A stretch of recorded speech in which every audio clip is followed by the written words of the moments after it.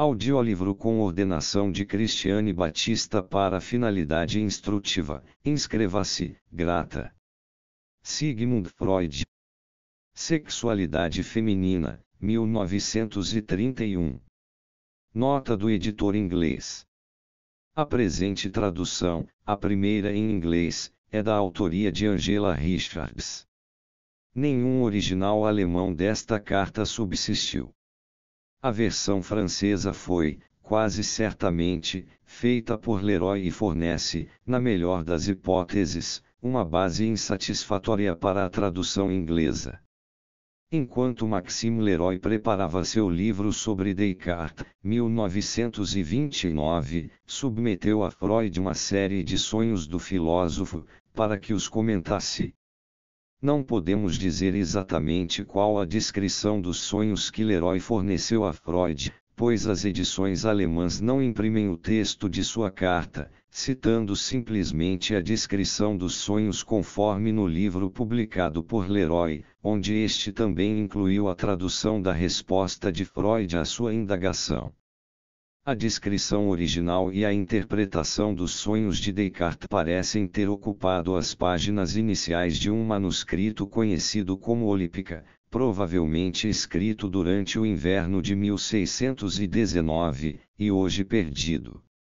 Foi visto, entretanto, pelo Abbé Adrien Baillet, século XVII, que publicou uma tradução parafraseada, contendo algumas citações do latim original, em sua Vie de Messier Descartes, Paris, 1691, 1. A descrição dos sonhos está nas páginas 81-5. Foi nessa versão que Leroy buscou seu relato, mas parece certo que Freud estudou o texto integral de Baillet, já que, em sua resposta, fala do melão de uma terra estrangeira, frase que aparece na transcrição de Baillet, ao passo que, em seu livro, Leroy menciona simplesmente um melão. O manuscrito Olímpica foi visto também por Leibniz, que fez uma cópia de extratos dele. Infelizmente, as notas de Leibniz contêm apenas uma breve referência aos sonhos. Sonho 1619, novembro in co Carmen 7 cujos init 1, code vait sectaboriter. Auson. Como não faz menção de ter visto a explicação dos sonhos, Leroy inclinou-se a pensar que se tratava, em grande parte pelo menos, de uma invenção do Abbé Baillet, opinião que expressa em seu livro, embora nenhuma sugestão dela pareça ter chegado a Freud. A descrição dos sonhos publicada por Leroy, 1929, 84, paráfrase da versão de Baillet, que aparece, em francês, como nota de rodapé nas edições alemãs de Freud, é a seguinte. Então, durante a noite, quando tudo era febre, trovões, pânico, fantasmas se ergueram diante daquele que sonhava. Tentou levantar-se para expulsá-los, mas caiu de novo, envergonhado de si mesmo, sentindo-se perturbado por uma grande fraqueza em seu lado direito. De repente, uma janela do quarto se abriu. Com terror, sentiu-se carregado pelas rajadas de um vento violento, que o fez girar diversas vezes sobre o pé esquerdo. Arrastando-se, a cambalear, chegou aos prédios da faculdade em que fora educado. Tentou desesperadamente entrar na capela, para fazer suas orações. Nesse momento, algumas pessoas passaram. Tentou detê-las, a fim de lhes falar, notou que uma delas conduzia um melão. Mas um vento violento o empurrou de volta para a capela. Acordou então, com pontadas de dor do lado esquerdo. Não sabia se estava sonhando ou acordado. Semi-desperto, disse a si mesmo que um gênio mau estava tentando seduzi-lo, e murmurou uma prece para exorcizá-lo. Adormeceu outra vez. Um estrondo de trovão o acordou novamente, enchendo o quarto de relâmpagos. Mais uma vez se perguntou se estava adormecido ou desperto, se aquilo era um sonho ou um devaneio, abrindo e fechando os olhos como para se certificar. Então, tranquilizado, readormeceu, levado pela exaustão. Com o cérebro em fogo, excitado por esses rumores e veigos sofrimentos, Descartes abriu um dicionário e, depois, uma coletânea de poema. O intrépido viajante sonhou com o seguinte verso: Quod vait sectaboriter. Outra viagem à terra dos sonhos. Então, de súbito, apareceu um homem que não conhecia, pretendendo fazê-lo ler uma passagem de Ausônio que começava com as palavras est e non. Mas o homem desapareceu e um outro tomou o seu lugar. O livro, por sua vez, se esvaneceu, para depois reaparecer decorado com retratos em talho doce. Por fim, a noite se acalmou. A explicação dos sonhos, que Leroy cita de Baillet, e também impressa como nota de rodapé nas edições alemãs de Freud, é a seguinte. Descartes considerava que o dicionário significava simplesmente todas as ciências combinadas e que a coletânea de poemas, intitulada Corpus Poetarum, indicava de modo específico e mais distintamente a filosofia e a sabedoria unidas. Descartes, continuando a interpretar o sonho enquanto dormia, pensou que o fragmento poético sobre a incerteza do tipo de vida que se deve escolher e começando por Quod vait sectaboriter, indicava um bom conselho de uma pessoa sábia, ou mesmo a teologia moral. Pelos poetas reunidos na coletânea, ele entendeu a revelação e o entusiasmo, de cujo favor não desesperava. Pelo fragmento de verso est e non, que é o sim e o não de Pitágoras, entendeu a verdade e a falsidade no saber humano e nas ciências profanas. Vendo que a aplicação de todas essas coisas era tão de seu gosto, atreveu-se a se convencer de que fora o Espírito da Verdade que decidira abrir-lhe todos os tesouros da ciência através daquele sonho. E já que nada lhe restava a explicar, a não ser os pequenos retratos em talho doce tailidaus que encontrara no segundo livro, não procurou mais sua explicação depois que um pintor italiano lhe fez uma visita exatamente no dia seguinte. Esse último sonho, que não continha nada, mas era muito dúcido e agradável, indicava o futuro, pensou ele, e referia-se apenas ao que lhe deveria ocorrer durante o resto de sua vida. Tomou os dois primeiros, entretanto, como advertências ameaçadoras em relação à sua vida passada, que poderia não ter sido tão inocente aos olhos de Deus quanto aos dos homens. E pensou que era esse o motivo para o terror e o susto com que os dois sonhos se tinham feito acompanhar. O melão com que tentaram presenteá-lo no primeiro sonho significava, disse ele, os encantos da solidão, mas apresentados por incentivos puramente humanos. O vento que o carregava na direção da igreja da faculdade, onde sentira uma dor no lado direito, nada mais era do que o gênio mau tentando arrojá-lo à força para um lugar em que era sua intenção entrar voluntariamente. Fora por isso que Deus não lhe permitira avançar mais, ou se deixar ser carregado, mesmo a um lugar santo, por um espírito que não havia enviado, embora estivesse bastante convencido de que fora um espírito de Deus que o levará a fazer suas primeiras abordagens a essa igreja. O terror de que foi acometido no segundo sonho, indicava em sua opinião, sua sindérese, isto é, o remorso de sua consciência em relação aos pecados que poderia ter cometido no decorrer de sua vida até então.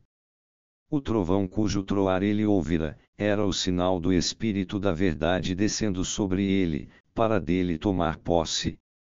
Sexualidade feminina. Durante a fase do complexo de Édipo normal, encontramos a criança ternamente ligada ao genitor do sexo oposto, ao passo que seu relacionamento com o do seu próprio sexo é predominantemente hostil. No caso do menino, isso não é difícil de explicar. Seu primeiro objeto amoroso foi a mãe. Continua sendo, e, com a intensificação de seus desejos eróticos e sua compreensão interna mais profunda das relações entre o pai e a mãe, o primeiro está fadado a se tornar seu rival. Com a menina, é diferente. Também seu primeiro objeto foi a mãe. Como encontra o caminho para o pai? Como, quando e por que se desliga da mãe? Há muito tempo compreendemos que o desenvolvimento da sexualidade feminina é complicado pelo fato de a menina ter a tarefa de abandonar o que originalmente constituiu sua principal zona genital, o clitóris, em favor de outra, nova, a vagina. Agora, no entanto, parece-nos que existe uma segunda alteração da mesma espécie, que não é menos característica e importante para o desenvolvimento da mulher, a troca de seu objeto original, a mãe, pelo pai. A maneira pela qual essas duas tarefas estão mutuamente vinculadas ainda não nos é clara. É bem sabido que existem muitas mulheres que possuem uma forte ligação com o pai, e para isso não precisam ser, de qualquer maneira, neuróticas. Foi em tais mulheres que efetuei as observações que me proponho comunicar aqui e que me conduzirão a adotar um ponto de vista específico sobre a sexualidade feminina. Dois fatos sobretudo me impressionaram. O primeiro foi o de que onde a ligação da mulher com o pai era particularmente intensa, a análise mostrava que essa ligação fora precedida por uma fase de ligação exclusiva à mãe, igualmente intensa e apaixonada. Com exceção da mudança de seu objeto amoroso, a segunda fase mal acrescentará algum aspecto novo à sua vida erótica. Sua relação primária com a mãe fora construída de maneira muito rica e multiplicada. O segundo fato ensinou-me que a duração dessa ligação também fora grandemente subestimada. Em diversos casos, durará até os 4 anos de idade, em determinado caso, até os 5, de maneira que abrangerá, em muito, a parte mais longa do período da primeira eflorescência sexual. Na verdade, tínhamos de levar em conta a possibilidade de um certo número de mulheres permanecerem detidas em sua ligação original à mãe e nunca alcançarem uma verdadeira mudança em direção aos homens. Assim sendo, a fase pré-edipiana nas mulheres obtém uma importância que até agora não lhe havíamos atribuído. De uma vez que essa fase comporta todas as fixações e repressões a que podemos fazer remontar a origem das neuroses, talvez pareça que deveríamos retratar-nos da universalidade da tese segundo a qual o complexo de Édipo é o núcleo das neuroses.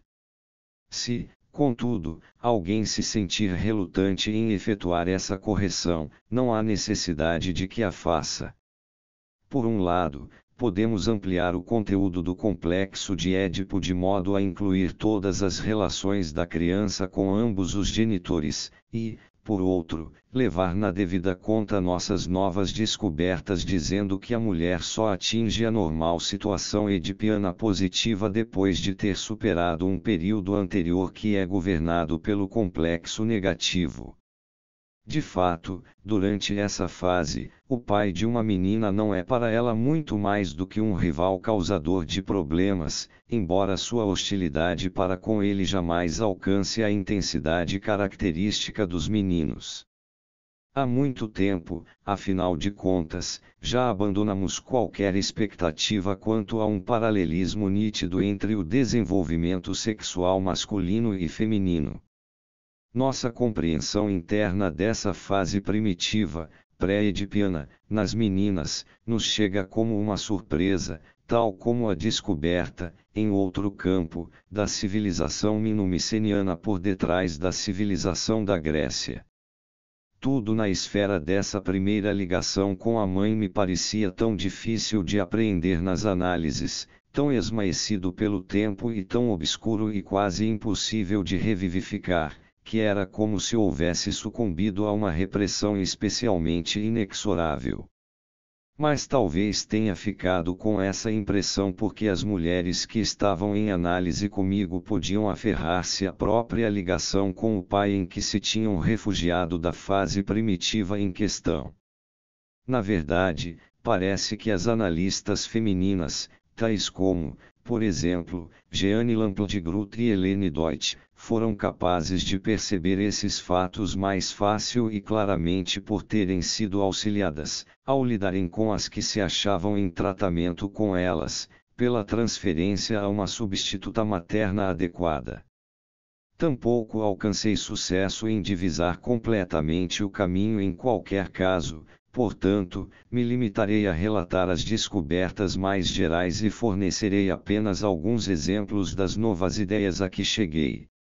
Entre estas acha-se a suspeita de que essa fase de ligação com a mãe está especialmente relacionada à etiologia da histeria, o que não é de surpreender quando refletimos que tanto a fase quanto a neurose são caracteristicamente femininas, e, ademais, que nessa dependência da mãe encontramos o germe da paranoia posterior nas mulheres, pois esse germe parece ser o surpreendente, embora regular, temor de ser morta, devorada, pela mãe.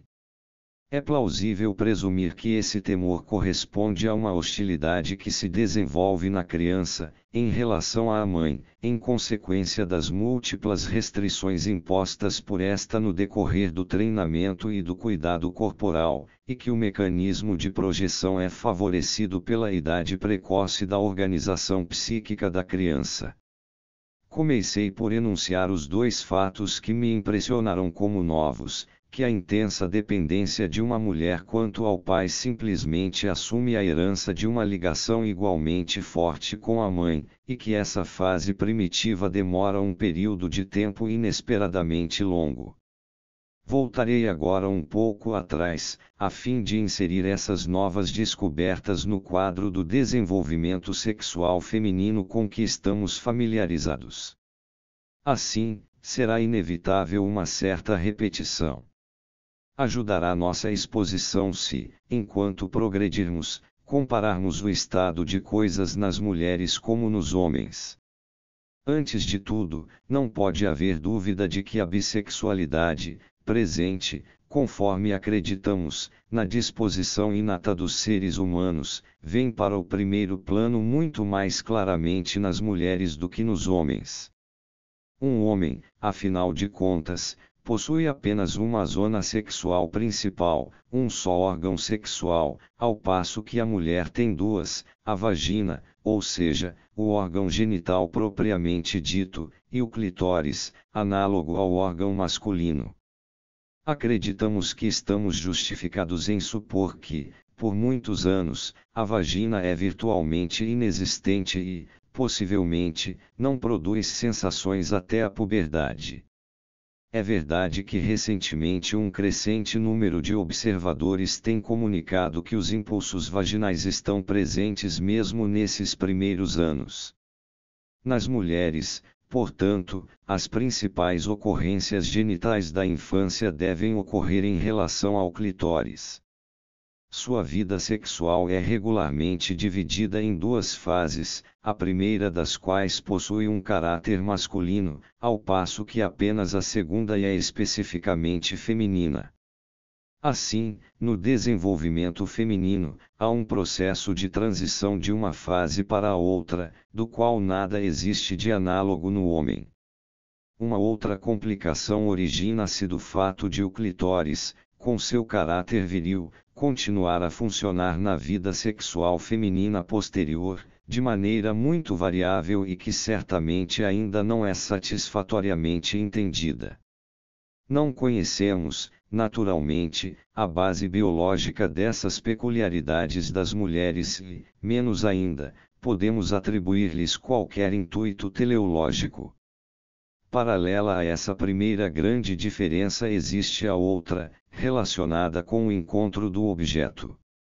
No caso do homem, a mãe se torna para ele o primeiro objeto amoroso como resultado do fato de alimentá-lo e de tomar conta dele, permanecendo assim até ser substituída por alguém que se lhe assemelhe ou dela se derive. Também o primeiro objeto de uma mulher tem de ser a mãe. As condições primárias para uma escolha de objeto são, naturalmente, as mesmas para todas as crianças. Ao final do desenvolvimento dela, porém, seu pai, um homem, deveria ter se tornado seu novo objeto amoroso. Em outras palavras, a mudança em seu próprio sexo deve corresponder a uma mudança no sexo de seu objeto. Os novos problemas que agora exigem investigação são a maneira pela qual essa mudança ocorre, quão radical ou incompletamente é efetuada, e quais as diferentes possibilidades que se apresentam no decurso desse desenvolvimento. Já aprendemos também que ainda existe uma outra diferença entre os sexos, a qual se relaciona com o complexo de Édipo. Temos aqui a impressão de que o que dissemos sobre o complexo de Édipo se aplica de modo absolutamente estrito apenas à criança do sexo masculino, e de que temos razão ao rejeitarmos a expressão complexo de Electra, que procura dar ênfase à analogia entre a atitude dos dois sexos.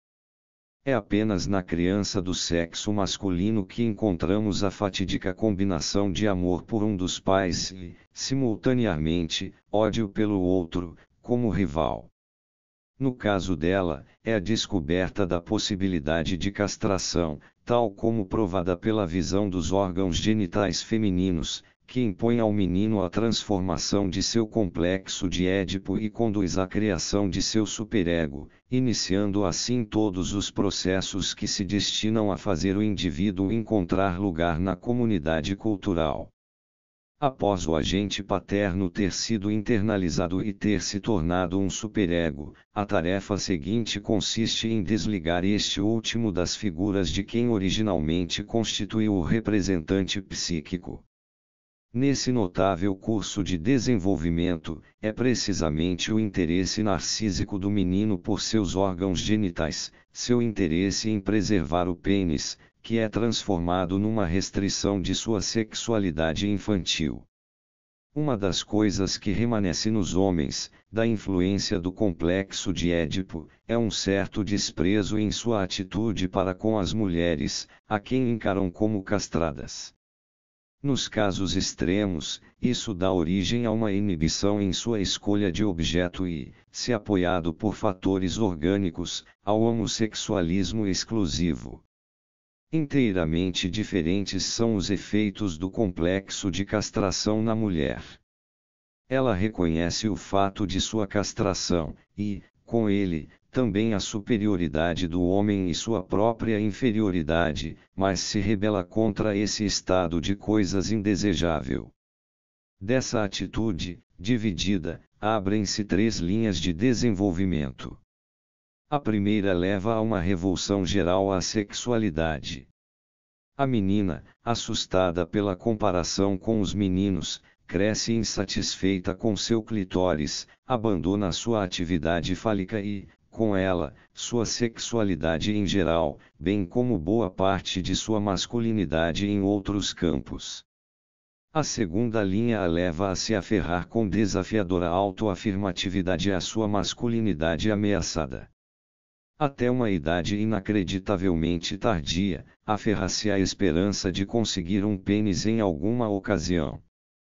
Essa esperança se torna o objetivo de sua vida e a fantasia de ser um homem, apesar de tudo, frequentemente persiste como fator formativo por longos períodos.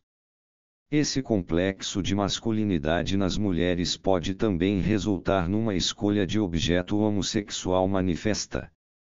Só se seu desenvolvimento seguir o terceiro caminho, muito indireto, ela atingirá a atitude feminina normal final, em que toma o pai como objeto, encontrando assim o caminho para a forma feminina do complexo de Édipo. Assim, nas mulheres, o complexo de Édipo constitui o resultado final de um desenvolvimento bastante demorado. Ele não é destruído, mas criado pela influência da castração, foge às influências fortemente hostis que, no homem, tiveram efeito destrutivo sobre ele e, na verdade, com muita frequência, de modo algum é superado pela mulher. Por essa razão, também, nela as consequências culturais de sua dissolução são menores e menos importantes. Provavelmente não estaríamos errados em dizer que é essa diferença na relação recíproca entre o complexo de Édipo e o de castração que dá seu cunho especial ao caráter das mulheres como seres sociais. Vemos, portanto, que a fase de ligação exclusiva à mãe, que pode ser chamada de fase pré-edipiana, tem nas mulheres uma importância muito maior do que a que pode ter nos homens.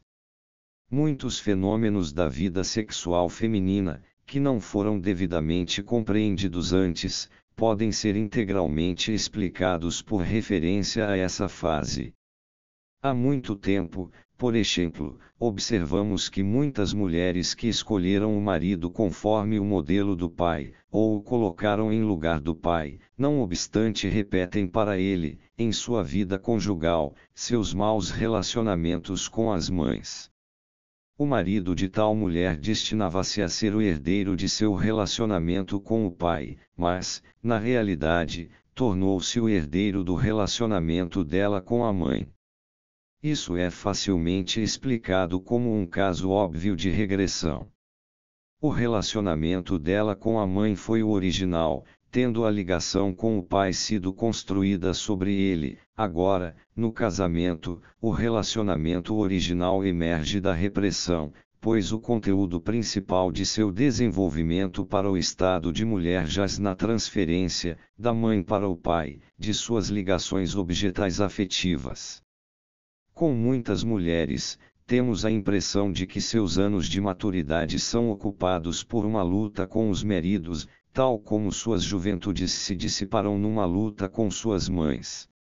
À luz do exame anterior, concluiremos que sua atitude hostil para com a mãe não é consequência da rivalidade implícita no complexo de Édipo, mas se origina da fase precedente, tendo sido simplesmente reforçada e explorada na situação edipiana. E o exame analítico concreto confirma essa opinião. Nosso interesse deve dirigir-se para os mecanismos em ação em seu afastamento da mãe, que era um objeto tão intenso e exclusivamente amado. Estamos preparados para descobrir, não um fator único, mas um grande número deles operando juntos para o mesmo fim. Entre esses fatores, alguns são determinados pelas circunstâncias da sexualidade infantil em geral e, assim, valem igualmente para a vida erótica dos meninos. Primeiro e acima de tudo, podemos mencionar o ciúme de outras pessoas, de irmãos e irmãs, rivais, entre os quais também o pai encontra lugar. O amor infantil é ilimitado, exige a posse exclusiva, não se contenta com menos do que tudo. Possui, porém, uma segunda característica, não tem, na realidade, objetivo, sendo incapaz de obter satisfação completa, e, principalmente por isso, está condenado a acabar em desapontamento e a ceder lugar a uma atitude hostil. Mais tarde, na vida, a falta de uma satisfação suprema pode favorecer um resultado diferente.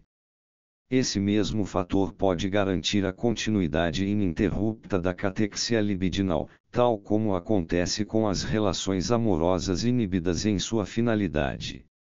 Na tensão dos processos de desenvolvimento, porém, acontece regularmente que a libido abandona sua posição insatisfatória, a fim de descobrir outra nova. Outro motivo muito mais específico para o afastamento da mãe surge do efeito do complexo de castração sobre a criatura que não tem pênis.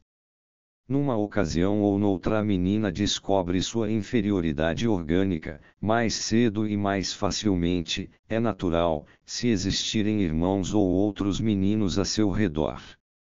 Já observamos os três caminhos que divergem a partir desse ponto: a. O que leva à cessação de toda a sua vida sexual; b. O que leva a uma desafiadora superenfatização de sua masculinidade; c. Os primeiros passos no sentido da feminilidade definitiva. Não é fácil determinar aqui o momento exato ou o curso típico dos eventos. Mesmo o momento em que a descoberta da castração é efetuada varia, e uma série de outros fatores parece ser inconstante ou depender do acaso.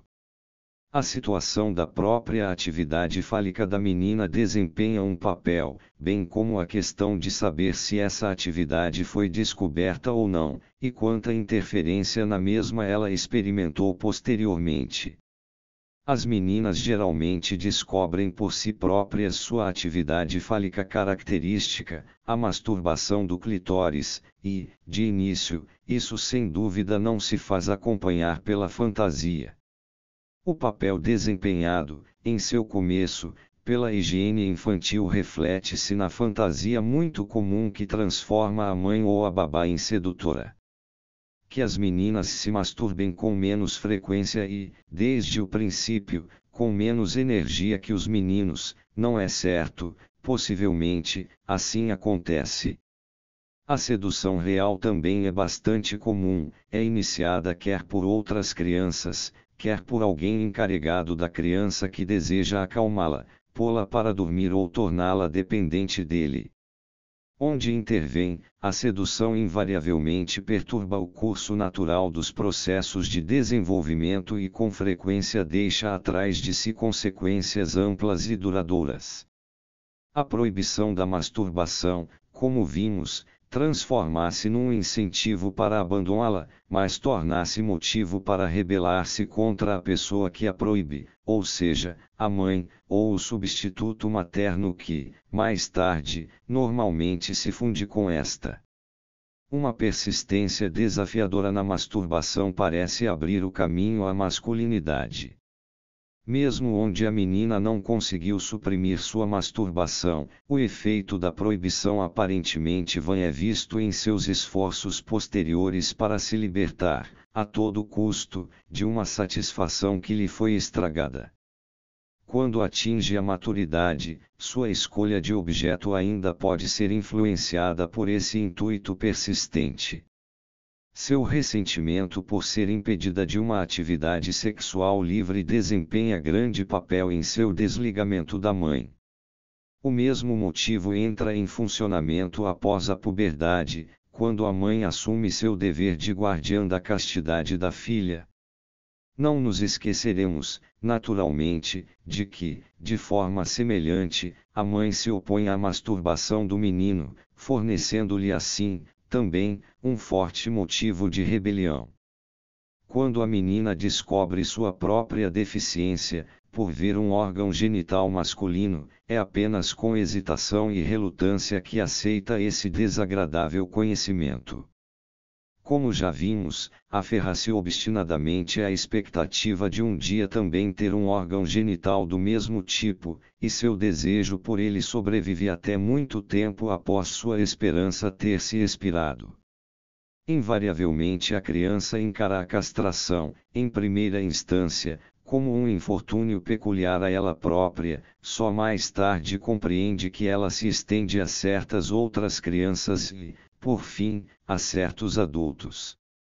Quando vem a compreender a natureza geral dessa característica, disso decorre a feminilidade, e com ela, naturalmente, sua mãe, sofrer uma grande depreciação a seus olhos. A descrição de como as meninas reagem à impressão da castração e à proibição da masturbação, provavelmente impressionará o leitor como confusa e contraditória. Não é, inteiramente, falha do autor. Na verdade, é quase impossível fornecer uma descrição que possua validade geral. Encontramos as mais diferentes reações em diferentes indivíduos e, no mesmo indivíduo, as atitudes contrárias coexistem lado a lado. Com a primeira intervenção da proibição, o conflito se forma e, doravante, acompanhará o desenvolvimento da função sexual. A compreensão interna do que ocorre é tornada particularmente difícil pelo fato de ser muito difícil distinguir os processos mentais dessa primeira fase dos posteriores, pelos quais são cobertos e deformados na memória. Assim, Por exemplo, uma menina pode posteriormente interpretar o fato da castração como sendo uma punição por sua atividade masturbatória, e atribuir a efetivação dessa punição ao pai. Nenhuma dessas ideias, porém, pode ter sido primária.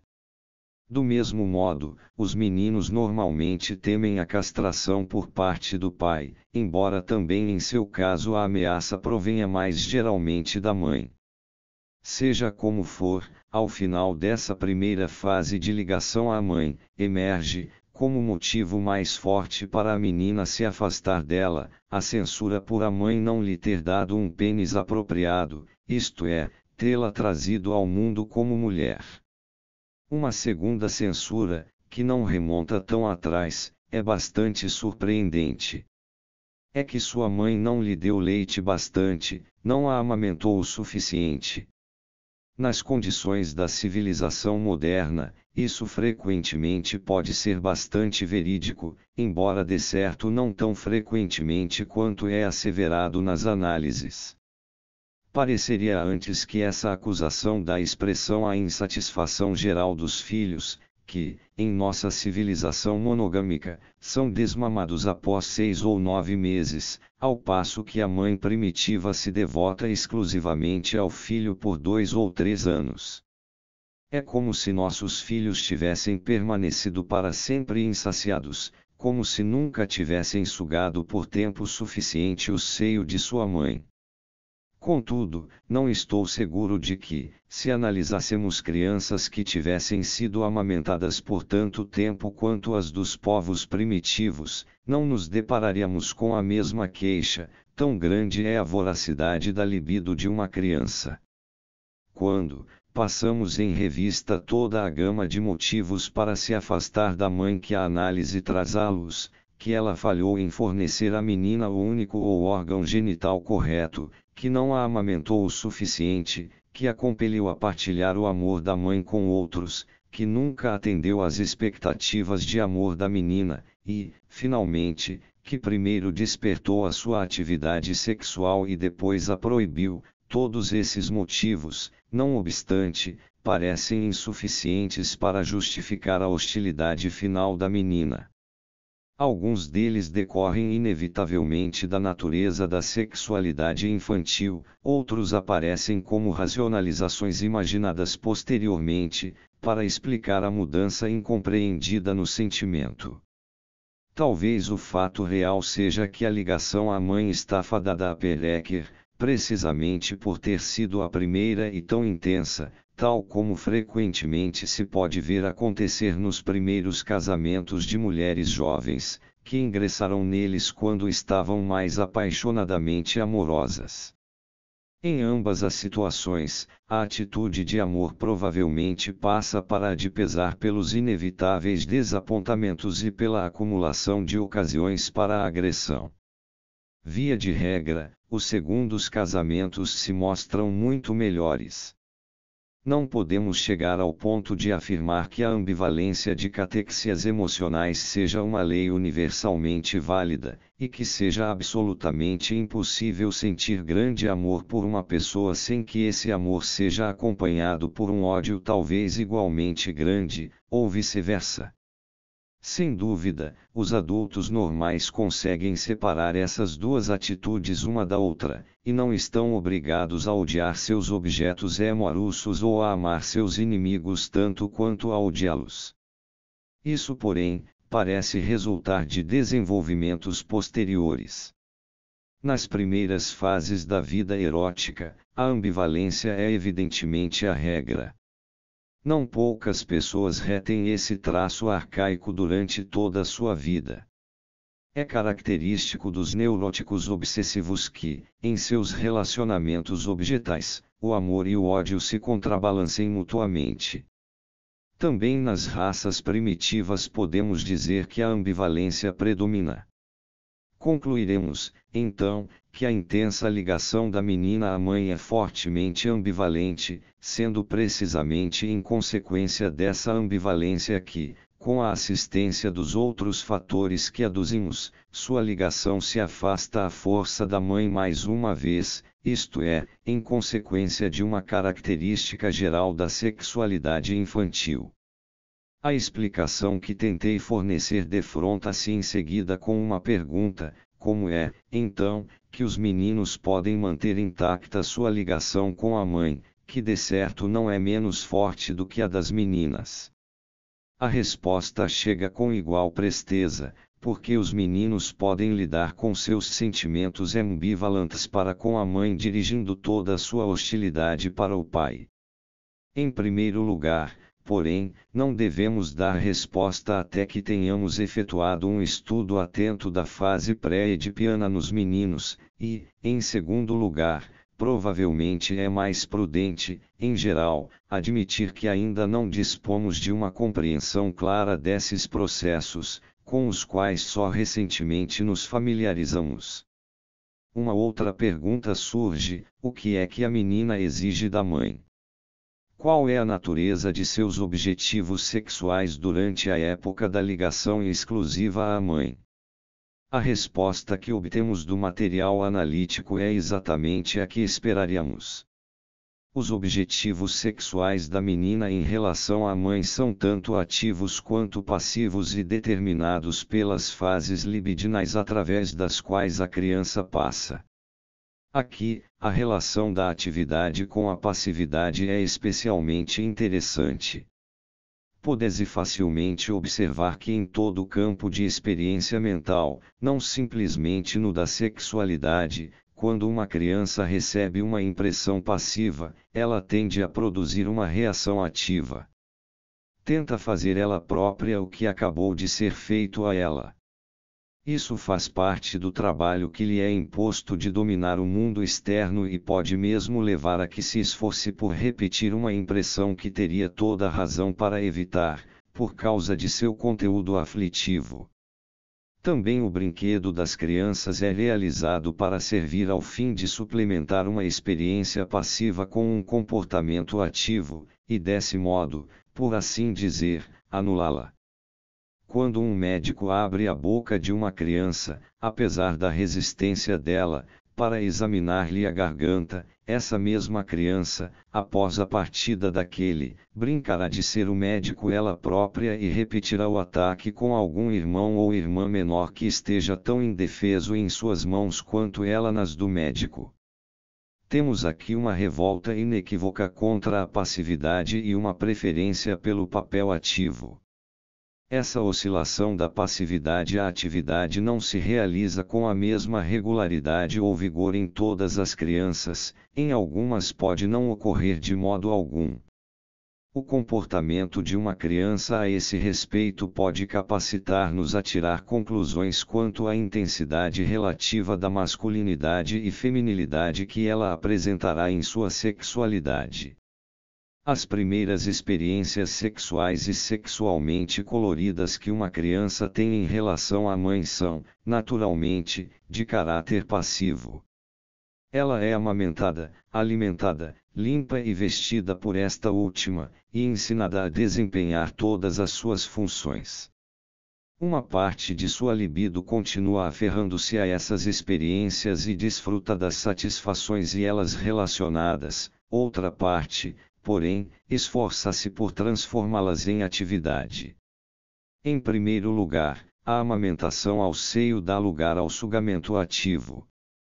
Quanto às outras experiências, a criança contenta-se quer em se tornar autossuficiente, isto é, executando com ela própria com sucesso o que até então fora feito para ela, querem repetir suas experiências passivas, sob forma ativa, no brinquedo, ou, então, transforma realmente a mãe em objeto e comporta-se para com ela como sujeito ativo. Por muito tempo não consegui acreditar nesse último comportamento, que se realiza no campo da ação real, até que minhas observações removeram todas as dúvidas sobre o assunto. Raramente ouvimos falar numa menina que quer lavar ou vestir sua mãe, ou que lhe diga para efetuar suas funções excretórias. Às vezes, é verdade, ela diz, agora vamos brincar que eu sou a mãe e você é a filha, geralmente, porém, realiza esses desejos ativos de maneira indireta, em seu brinquedo com a boneca, brinquedo em que representa a mãe, e a boneca, a filha. A predileção que as meninas têm por brincar com bonecas, em contraste com os meninos, é comumente encarada como sinal de uma feminilidade precocemente desperta, e isso não sem razão. Não devemos, porém, desprezar o fato de que o que nisso encontra expressão é o lado ativo da feminilidade e que a preferência da menina por bonecas provavelmente constitui prova da exclusividade de sua ligação à mãe, com negligência completa do objeto paterno. A atividade sexual bastante surpreendente de meninas em relação à mãe manifesta-se cronologicamente em inclinações orais, sádicas e, por fim, até fálicas, dirigidas no sentido desta. É difícil fornecer uma descrição pormenorizada dessas inclinações, porque frequentemente elas constituem impulsos instintuais obscuros que era impossível à criança apreender psiquicamente por ocasião de sua ocorrência, e que, portanto, só foram por ela interpretados posteriormente, aparecendo então na análise sob formas de expressão que de certo não foram as originais. Às vezes, nos deparamos com elas como transferências para o objeto paterno posterior, ao qual não pertencem, e onde interferem seriamente em nossa compreensão da situação. Encontramos os desejos orais agressivos e sádicos da menina sob uma forma a eles forçada pela repressão precoce, como um temor de ser morta pela mãe, temor que, por sua vez, justifica seu desejo de morte contra a mãe, se este se torna consciente. É impossível dizer quão frequentemente esse temor da mãe é apoiado por uma hostilidade inconsciente por parte desta, hostilidade que é pela menina. Até aqui, foi apenas em homens que encontrei o temor de ser comido. Esse medo se refere ao pai, mas provavelmente constitui o produto de uma transformação da agressividade oral dirigida para a mãe. A criança deseja comer a mãe, de quem recebe seu alimento. No caso do pai, não existe um determinante assim tão óbvio para o desejo. Todas as pacientes que mostravam uma intensa ligação com a mãe em quem pude estudar a fase pré-edipiana, disseram-me que, quando suas mães lhes aplicavam clísteres ou lavagens retais, elas costumavam oferecer a maior resistência e reagiam com medo e gritos de raiva. Esse comportamento pode ser muito frequente ou mesmo habitual em crianças. Só vim a compreender o motivo para essa oposição especialmente violenta através de uma observação feita por Ruth Mack Brunswick, que estava estudando esses problemas ao mesmo tempo que eu, observação segundo a qual se mostrava inclinada a comparar a irrupção de raiva após a aplicação de um clíster com o orgasmo que se segue à excitação genital. A ansiedade acompanhante, pensava ela, deveria ser interpretada como uma transformação do desejo de agressão que fora despertado. Acredito que é realmente assim e que, em nível anal sádico, a intensa excitação passiva da zona intestinal é respondida por um desencadeamento do desejo de agressão que se manifesta quer diretamente, como raiva, quer, em consequência de sua repressão, como ansiedade. Em anos posteriores, essa reação parece cessar. Quanto aos impulsos passivos da fase fálica, é digno de nota que as meninas regularmente acusem as mães de seduzi-las. Isso ocorre porque elas necessariamente recebem suas primeiras, ou, de qualquer modo, suas mais fortes sensações genitais quando estão sendo limpas e tendo sua toalete auxiliada pela mãe, ou por alguém, como uma babá, que tomou o lugar desta. Mães me contaram com frequência, a título de observação, que suas filhinhas de 2 e 3 anos de idade têm prazer com essas sensações e tentam conseguir que suas mães as tornem mais intensas através do tocar e do esfregar repetidos. O fato de assim a mãe inevitavelmente iniciar a filha na fase fálica, constitui, penso eu, o motivo por que, nas fantasias posteriores, o pai tão regularmente aparece como o sedutor sexual. Quando a filha se afasta da mãe, transmite também ao pai sua introdução na vida sexual. Por fim, impulsos cheios de desejo, intensos e ativos, dirigidos no sentido da mãe, também surgem durante a fase fálica. A atividade sexual desse período culmina na masturbação clitoriana. Esta é provavelmente acompanhada por ideias referentes à mãe. Não consegui, porém, descobrir, a partir de minhas observações, se a criança liga um objetivo sexual à ideia, ou qual seja esse objetivo. Somente quando todos os seus interesses receberam novo ímpeto pela chegada de um bebê, irmão ou irmã, podemos identificar claramente esse objetivo.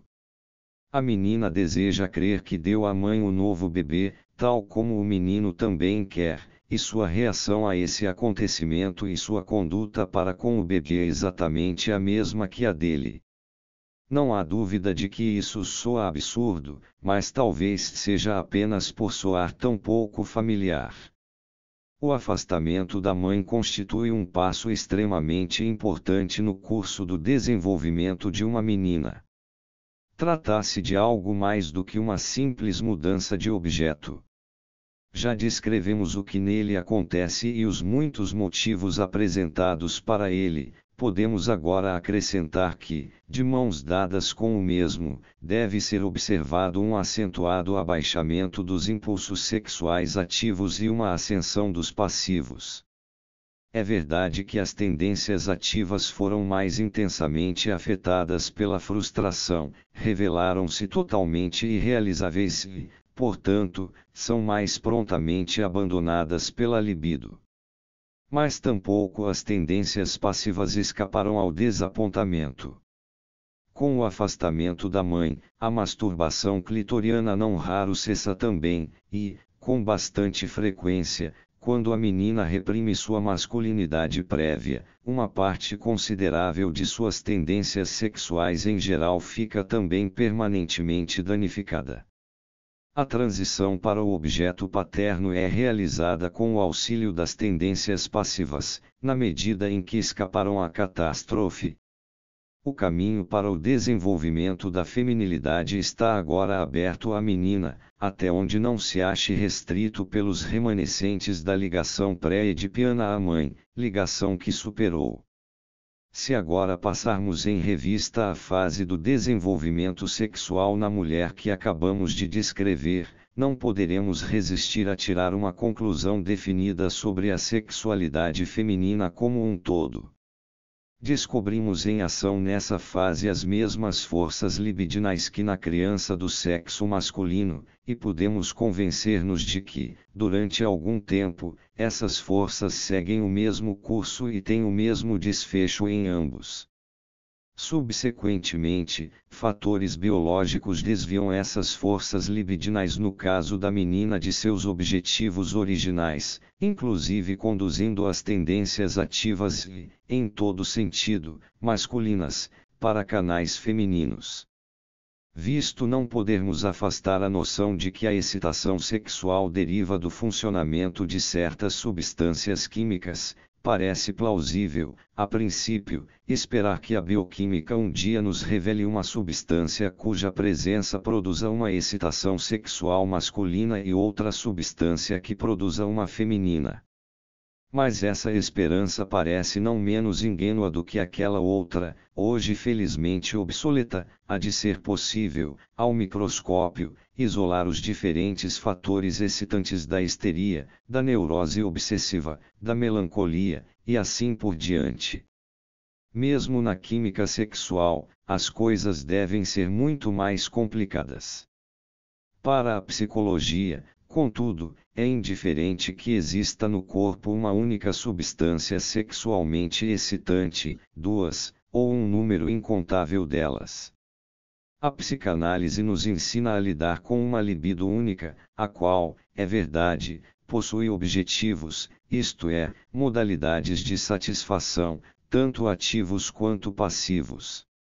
Essa antítese e, acima de tudo, a existência de tendências libidinais com objetivos passivos, contém em si mesma o restante de nosso problema. Um exame da literatura analítica sobre o assunto mostra que tudo que aqui foi dito por mim, já pode ser encontrado nela.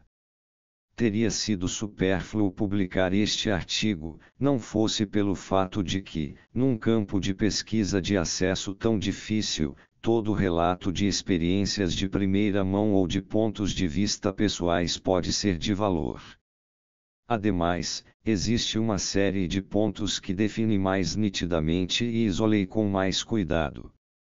Em alguns dos outros trabalhos sobre o tema, a descrição é obscurecida porque eles lidam simultaneamente com os problemas do superego e do sentimento de culpa. Evitei fazer isso. Também, ao descrever os diversos desfechos dessa fase de desenvolvimento, abstive-me de debater as complicações que surgem, quando uma criança, em resultado de um desapontamento com o pai, retorna à ligação com a mãe que abandonara, ou quando, no decorrer de sua vida, ela repetidamente muda de uma posição para outra. Precisamente, porém, por meu artigo constituir apenas uma contribuição entre outras, posso poupar-me de fazer um levantamento exaustivo da literatura e limitar-me a apresentar os pontos mais importantes a respeito dos quais concordo com esses outros trabalhos ou deles discordo.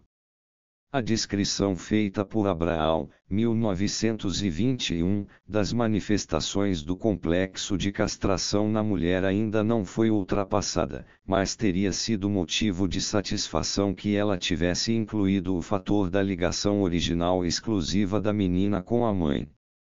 Concordo com os principais pontos do importante artigo de Jeanne Lamport-Grout, 1927. Nele, a total identidade da fase pré-edipiana em meninos e meninas é reconhecida, e a atividade sexual, fálica, da menina para com a mãe é afirmada e substanciada por observações. O afastamento da mãe tem sua origem remontada à influência do reconhecimento da castração por parte da menina, fato que a obriga a abandonar seu objeto sexual e, com frequência, a masturbação junto com ele.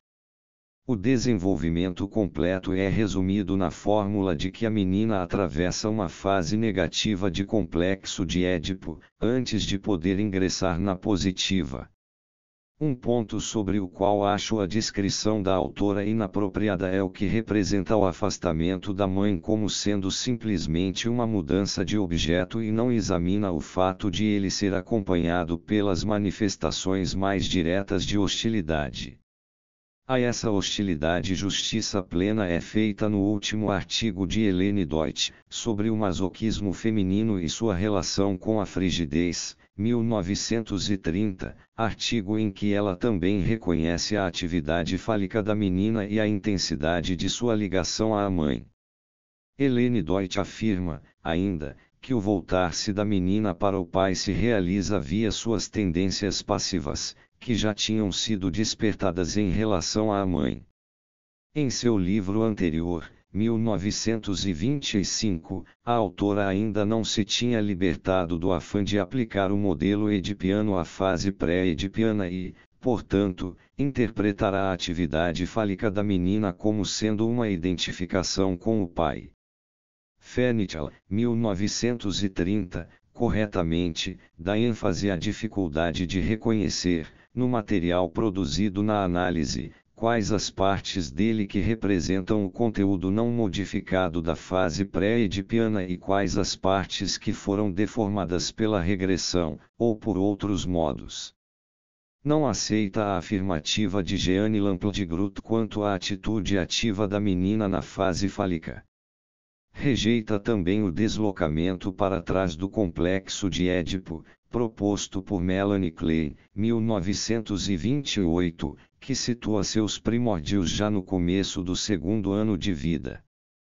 Essa aposição de data, que necessariamente acarretaria também uma modificação de nossa opinião sobre todo o restante do desenvolvimento da criança, não corresponde, na realidade, ao que aprendemos nas análises de adultos, sendo especialmente incompatível com minhas descobertas quanto à longa duração da ligação pré-edipiana da menina à mãe. Um meio de suavizar essa contradição é proporcionado pela reflexão de que ainda não estamos capacitados a distinguir, nesse campo, entre o que é rigidamente fixado por leis biológicas e o que se acha aberto ao movimento e à mudança, sob a influência acidental. O efeito da sedução há muito tempo nos é familiar, e, exatamente da mesma maneira, outros fatores, tais como a data em que os irmãos e as irmãs da criança nasceram ou a ocasião em que ela descobre a diferença entre os sexos, ou, ainda, suas observações diretas de relações sexuais ou a conduta dos pais em incentivá-lo ou repeli-lo, podem apressar o desenvolvimento sexual da criança e conduzi-la à maturidade. Alguns autores inclinam-se a reduzir a importância dos primeiros e mais originais impulsos libidinais da criança em favor de processos desenvolvimentais posteriores, de maneira que, para colocar esse ponto de vista sob sua forma mais extrema, o único papel deixado aos primeiros é simplesmente o de indicar certos caminhos, ao passo que as intensidades psíquicas que fluem ao longo dessas vias são abastecidas por regressões e formações reativas posteriores. Assim, por exemplo, Karen Horney, 1926, é de opinião que superestimamos grandemente a inveja do pênis primária da menina e que a intensidade da tendência masculina que mais tarde ela desenvolve deve ser atribuída a uma inveja do pênis secundária, utilizada para desviar seus impulsos femininos e, em particular, sua ligação feminina com o pai. Isso não concorda com minhas impressões. Certa como é a ocorrência de reforços posteriores através da regressão e da formação reativa, e por difícil que seja estimar a força relativa dos componentes libidinais confluentes, penso, não obstante, que não devemos desprezar o fato de os primeiros impulsos libidinais possuírem uma intensidade que lhes é própria, superior a qualquer outra que surja depois, e que pode ser verdadeiramente chamada de incomensurável. Sem dúvida é verdade que existe uma antítese entre a ligação ao pai e o complexo de masculinidade, trata-se da antítese geral que existe entre atividade e passividade, masculinidade e feminilidade. Mas isso não nos dá direito a supor que apenas uma delas seja primária e que a outra deva sua intensidade simplesmente à força da defesa. Se a defesa contra a feminilidade é tão enérgica, de que outra fonte pode ela aurir sua força senão da tendência masculina que encontrou sua primeira expressão na inveja do pênis da criança e que, portanto, merece ser denominada segundo esta. Uma objeção semelhante aplica-se à opinião de Ernest Jones, 1927, de que a fase fálica nas meninas constitui mais uma reação secundária, protetora, do que um estágio desenvolvimental genuíno. Isso não corresponde quer à posição dinâmica quer à posição cronológica das coisas.